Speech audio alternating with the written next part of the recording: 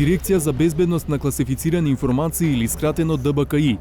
Ова е институцијата надлежна за заштита на тајни информации и нивна размена со НАТО и Европската Унија, а ги издава и така наречените безбедносни сертификати, документи со кои одредени лица добиваат пристап до тајните информации на државата, НАТО и ЕУ. Самите безбедносни проверки за тоа дали некое лице представува или не безбедносен ризик ги вршат надлежните служби.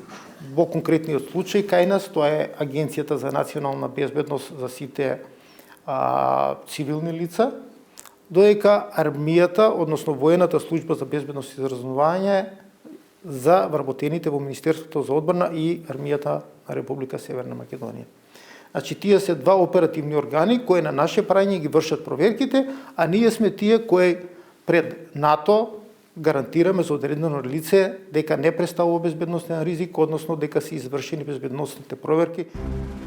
Со членството на земјава во НАТО во март 2020 година, дејноста на ДБКИ остана иста, но доби поинаква димензија. При проценката на безбедносниот ризик за одредено лице што треба да има пристап до документите на Алијансата, зелено светло за издавање безбедносен сертификат треба да даде и НАТО. И НАТО е вклучен во самиот тој процес и на тоа му дава секако една тежина на процесот, посебно во случаи кога има одреден безбедносен ризик и донесуваме решение за одбивање на барањето за издавање на безбедносен сертификат. НАТО многу ни помогна и во самиот процес на едукација на луѓето во безбедносните служби, како да ги вршат проверките, што се опфаќа една безбедносна проверка, како непристрасно, значи професионално да се работат тие проверки. Токму затоа во овој процес е вклучен кадар кој треба да има личен интегритет, познавање од безбедносната сфера, а треба да поседува и безбедносен сертификат. Со ова, ризикот за оддавање тајни информации треба да се сведе на минимум. Да се создаде ваков кадар пак е комплициран и долготраен процес. Дополнително, ДБКИ се соочува и со негов одлив во Агенцијата за разузнавање ОТА-АНБ. Причината е што вработените во дирекцијата се административни службеници, за разлика од оние во институциите од безбедносно-разузнавачката заедница. Нашиот статус е како дел од ова администрација и така натаму. Во овие други институции имаат подобар статус вработените, повисоки плати и одредени други бенефиции. Нормално е да, ако им се понудат подобри услови за работа, луѓето да се заминуваат. За Агенцијата за разузнавање ОТА и АНБ има посебни закони, додека ДБКИ е регулирана со Законот за класифицирани информации, а работниот однос на вработените со Законот за административни службеници. Затоа Славевски смета дека е потребно да се подигне статусот на самата дирекција и на нејзините вработени. Во таа смисла веќе правиме одредени анализи со кои што верувам дека можеме до средината на оваа година да излеземе и во јавноста да ги презентираме и после тоа доколку тие бидат издржани, има политичка волја, можеме да во втората половина на годината и да предложиме одредени законски измени со кои што би ги коригирале овие работи кои што представуваат проблем во функционирањето. Академската заедница има разбирање за проблемот со кој се соочува дирекцијата.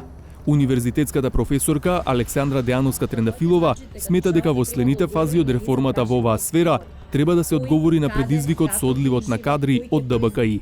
Загубата на кадри кои имаат високо ниво на познавање на ваква специфична и сензитивна проблематика, надградено со практично искуство, не може брзо да се надомести со евентуални нови вработувања на местата на вработените кои ја напуштиле институцијата. Тоа дефинитивно би се одразило на ефикасноста на работењето на ДБКИ како клучна и централна институција во системот на заштита на класифицираните информации.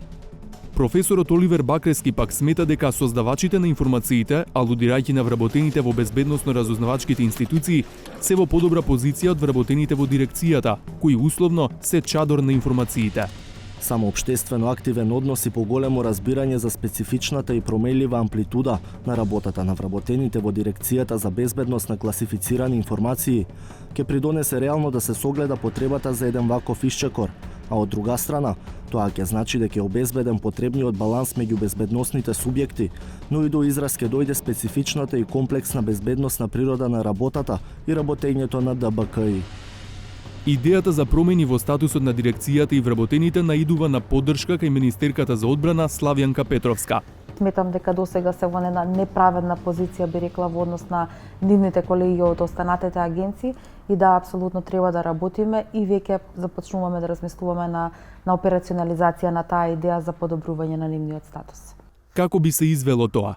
Би се реализирала преку законски измени, без разлика дали би било тоа во постојниот закон или ќе се донесе нов закон кој ќе ги регулира правата и обврските и должностите, се разбира, на вработените во оваа дирекција, но апсолутно ја оправдувам и ја поддржувам потребата од посебно регулирање на нивната положба во системот и апсолутно сметам дека како дел од безбедноста разузнавачката заедница, можеби не со директни надлежности какви што ги имаат останатите агенции кои ги споменавте, но сепак тие се дел од безбедносната заедница на некој свој начин, затоа што начинот на класифицирање, начинот на чување, начинот на управување со класифицираните информации, кој што во суштина е една од основите на работата на безбедност на разузнавачката заедница, се наоѓа токму кај нив. Полската експертка за безбедност Агнешка Гоголевска го пренесува своето мислење за статусот на службениците што работат со класифицирани информации. There is a certain risk because if they go wrong, the penalties may be heavier than in case of many other jobs. But then perhaps a little bit higher salary or certain benefit that's attached to this greater risk would be an answer to that. Whereas giving them the whole complicated system of social benefits and special protections and probably an earlier retirement, because that very often comes with the jobs in security agencies, I think that would be going over the board, really. Директорот Славевски, како пример од регионот, ја наведува Хрватска и смета дека треба да се следи нејзиното искуство. Затоа што таму статусот на нивната служба, го викаат Уред Виеќе за национална безбедност, е регулирано со статусот и истиот статус таму вработените го имаат како и нивните безбедностни и разузнавачки служби, значи таму со еден закон е регулиран статусот на вработените и на сите овие безбедностни разузнавачки служби и самиот уред е дел од таа безбедностна заедница. Додека се чека на законски измени, останува чадорот на информациите да издржи без да протече.